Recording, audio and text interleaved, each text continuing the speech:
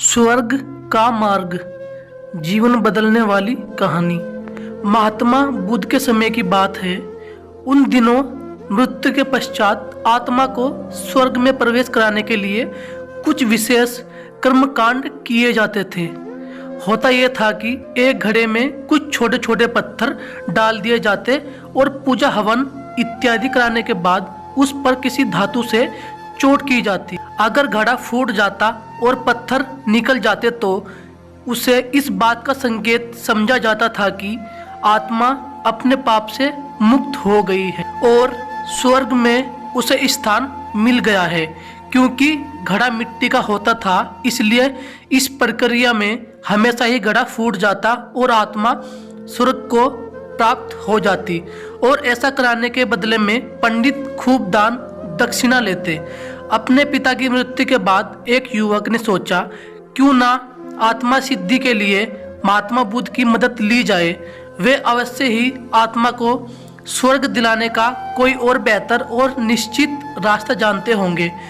इसी सोच के साथ वो महात्मा बुद्ध के समक्ष पहुंचा। हे महात्मन, मेरे पिता जी नहीं रहे, कृपया आप कोई ऐसा उपाय बताएं कि यह सुनिश्चित हो सके कि उनकी आत्मा को स्वर्ग में स्थान मिला। युवक बोला। बुद्ध बोले, ठीक है, जैसा मैं कहता हूँ वैसा करना। तुम उन पंडितों से 2 घड़े लेकर आना, एक में पत्थर और दूसरे में घी भर देना।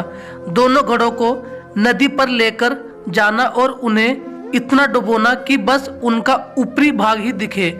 इसके बाद पंडितों ने जो मंत्र तुम्हें सिखाया है उन्हें जोर जोर से बोलना और अंत में धातु से बनी हथौड़ी से उन पर नीचे से चोट करना। और यह सब करने के बाद मुझे बताना कि क्या देखा। युवक बहुत खुश था। उसे लगा कि बुद्ध द्वारा बताई गई इस प्रक्रिया से निश्चित ही उसके पिता के सब पाप कट जाएंगे और उनकी आत्मा को स्वर्ग में प्राप्ति होगी। अगले दिन युवक ने ठीक वैसा ही किया और सब करने के बाद वह बुद्ध के समक्ष उपस्थित हुआ। आओ पुत्र, बताओ तुमने क्या देखा, बुद्ध ने पूछा। युवक बोला, मैंने आपके कहे अनुसार पत्थर और घी से भरे घड़ों को पानी में डालकर चोट की। जैसे ही मैंने पत्थर वाले घड़े पर प्रहार किया, घड़ा टूट गया और पत्थर पानी में डूब गए।